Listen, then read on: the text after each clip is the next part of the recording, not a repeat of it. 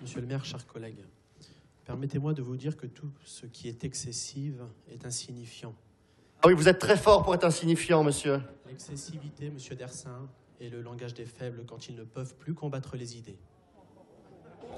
Et où étiez-vous, monsieur le FN, cet été, quand il s'agissait d'aller sur le lac de Téteghem ou sur le site de Grande-Sainte pour faire face aux passeurs? Vous étiez où, en vacances, peut-être? Est-ce que vous avez déjà mis une fois vos couilles sur la table, monsieur?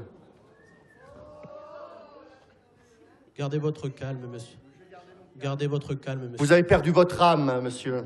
Gardez votre calme. Bien sûr. Vous voyez, au fond, je ressens une grande gêne. Oh, certainement pas. Alors on en revient à des Monsieur Dersin, monsieur on en Dersin. revient à des propos sans fondement, et vous savez que la réalité est tout autre. Vous êtes le chef des anathèmes. Je trouve vos propos scandaleux. Oui, les vôtres, Alors, monsieur. Monsieur Dersin, pensez monsieur tous Dersin, ici on laisse parler monsieur que Nave. cette exception, cette subvention exceptionnelle que vous avez votée pour les migrants et les passeurs, vous pourriez peut-être aujourd'hui C'est pas... l'étendre à ceux qui... Monsieur, on parle de l'aéroport et du golfe. Voulez-vous vous exprimer sur l'aéroport et le golfe, monsieur? J'y reviens. Non, vous y êtes. Monsieur Dersin, je vous donnerai la parole après. Allez-y, monsieur Pensez à Nave. étendre cette subvention à ceux qui se serrent la ceinture aujourd'hui. Sur le 15, sur la délibération numéro 15.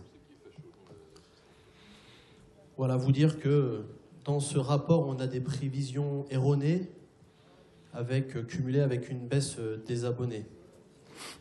Vous dire également qu'il serait peut-être bien d'aller voir le délégataire pour qu'il assume ses obligations et ses investissements, puisque le rapport indique qu'il a effectué seulement 45% des investissements prévus.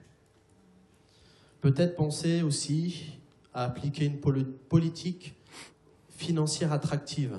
Les temps sont durs. Les prévisions pour 2013, alors qu'on avait en 2012 737 abonnés, étaient de 856. En fait, on en a constaté 640 abonnés seulement. Donc moins que les prévisions et moins que ce qui était constaté en 2012. Pareil pour le budget, puisque en 2012 était arrêté 1 317 411 €, prévu 1 714 000 € et réalisé seulement 1 283 199 €.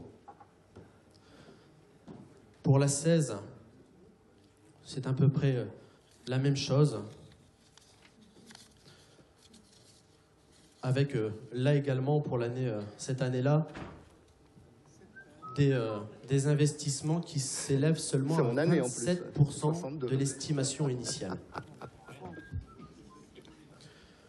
Sur la 17, et là vous ne pourrez pas dire le contraire, on constate une hausse de 2% des tarifs, mais une baisse des abonnés sur la période 2012-2014 d'environ 10%. Donc il y a de moins en moins de gens qui s'abonnent équipés, et on va les taxer toujours un peu plus. On est totalement dans le contraire de la politique fiscale attractive. Voilà, il faudrait peut-être y penser. Je vous remercie. D'autres interventions? Non. Monsieur Dersin, je suis certain que vous avez envie de répondre. Oh, bah, c'est peu parce qu'il n'a fait que paraphraser ce que j'ai dit.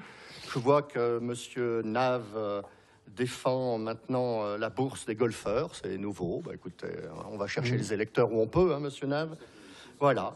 Non, rien d'autre à dire, à part que tout ça est très navrant. Très bien. Nous allons passer...